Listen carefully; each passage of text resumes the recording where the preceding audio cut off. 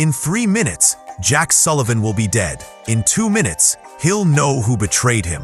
In 1 minute, he'll light his last cigarette. But right now, he's standing in the rain, drenched and determined, facing his fate. The rain falls harder, masking his tears. Jack's heart races as he prepares for the inevitable. And then he sees him, the man he thought he buried 20 years ago.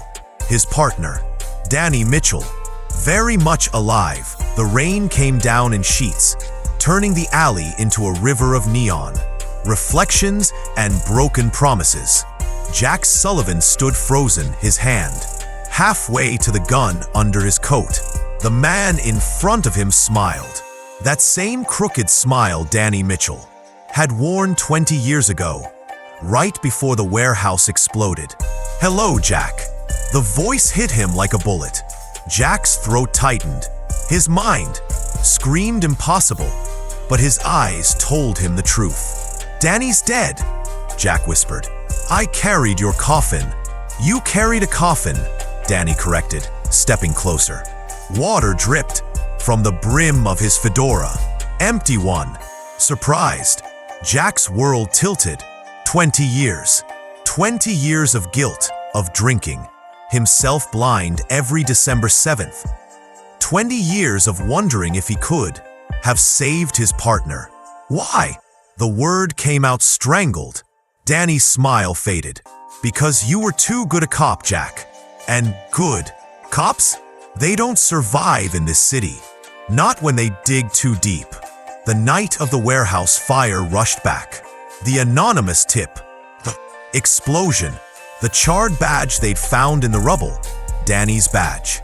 "The Marchetti case," Jack said slowly, understanding crawling up his spine like ice. "You were going to testify against the biggest crime family in the city." Danny nodded. "Against cops on their payroll. Against judges, councilmen, the whole rotten system. So you faked your death." "So someone faked it for me," Danny corrected. "Federal witness. Protection. New life, new name, new face." Almost. Jack's hand moved to his pocket. Cigarettes. One left. His fingers trembled as he pulled out the pack. "Almost?" he asked. Danny's expression darkened. "They found me, Jack. 3 days ago. The Marchettis. After 20 years, they finally found me." Jack lit the cigarette with shaking hands. The flame briefly illuminated both their faces, 2 men aged by secrets and survival. "Why come back?" Jack asked, exhaling smoke into the rain. "Why now?" "Because you're next." The words hung in the air between them, heavier than the rain. "The Marchettis know we were partners," Danny continued. "They think you helped me, that you knew. They've already made their move, Jack." "Check your car." Jack's blood went cold. His car, parked 2 blocks away, outside Murphy's bar where he'd been drowning his memories. "Bomb?" he asked quietly. "Remote detonator. They're watching, waiting for you to turn the key." Jack took a long drag. The cigarette was half gone now. "Like his life. Like this city. You should have stayed dead, Danny." "I tried." Danny's voice cracked. "God knows I tried. But when I heard they were coming for you, I couldn't let you die thinking I'd abandoned you, thinking the explosion was your fault." Jack remembered the guilt, the years of therapy, the divorce, the bottle, all because he thought he'd failed his partner. "You let me suffer," Jack said, anger finally breaking through the shock.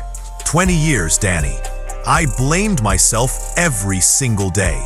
"And you lived," Danny shot back. "You lived because they thought you were just a grieving partner, just another washed-up cop with survivors. Guilt. If they'd known the truth." "What truth?" Jack demanded. Danny stepped closer, his voice dropping to a whisper. "That you were the one who found the evidence. That warehouse fire? You were the target, Jack. Not me. I just got in the way." The world stopped.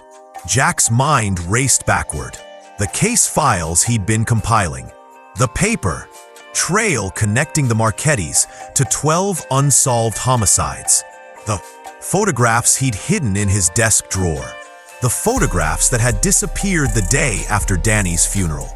Captain Reeves, Jack breathed. Danny nodded grimly. Fed everything to the Marchettis. Cleaned your desk. Made sure the case died with me. Or so he thought. Jack's cigarette was down to the filter now. One last drag. He dropped it to the wet pavement, watching the ember die in a puddle. "What do you want from me, Danny?" "I want you to disappear," Danny said. "Tonight. Right now. I've got a car. 2 blocks east. Clean plates, cash in the glove box. We can be in Mexico by dawn. Run. Live." Danny corrected. "Jack, we can't win this. The Marchettis own this city. They own the cops, the courts, everything. We testify. We die. We fight, we die. We run. Maybe we get to see tomorrow." Jack looked at his old partner. Really looked at him. The lines around his eyes. The gray in his hair. The weight of 20 years carrying a ghost's name. "You've been running 20 years, Jack said quietly. "How's that working out?" Danny's jaw tightened.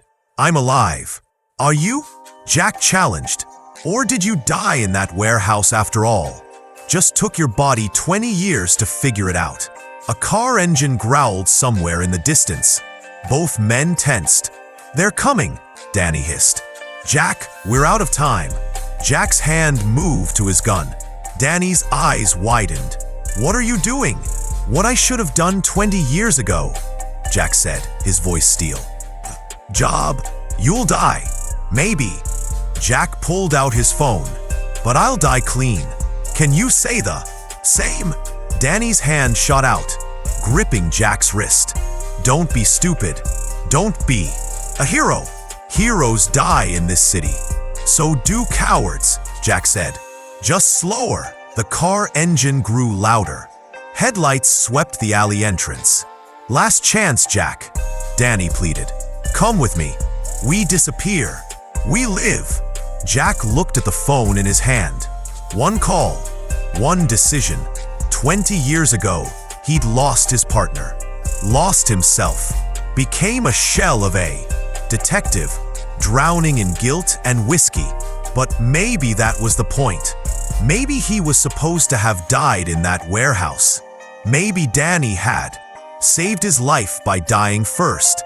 And maybe it was time to return the favor. Jack pressed send. "What did you do?" Danny's face went white. "I called it in," Jack said calmly. "Everything. The Marchettis, Reeves, the bomb in my car. And you. You just killed us both." "No," Jack corrected, his voice steady for the first time in years. "I just gave us something worth dying for." The black sedan screeched to a halt at the alley entrance. Doors opened. Figures emerged, backlit by headlights. But then sirens, distant but growing closer. The figures hesitated. Danny's eyes widened. "You recorded it. The whole conversation." Jack allowed himself a grim smile. "Open line. Every word. You crazy son of a..." The sedan's tires squealed.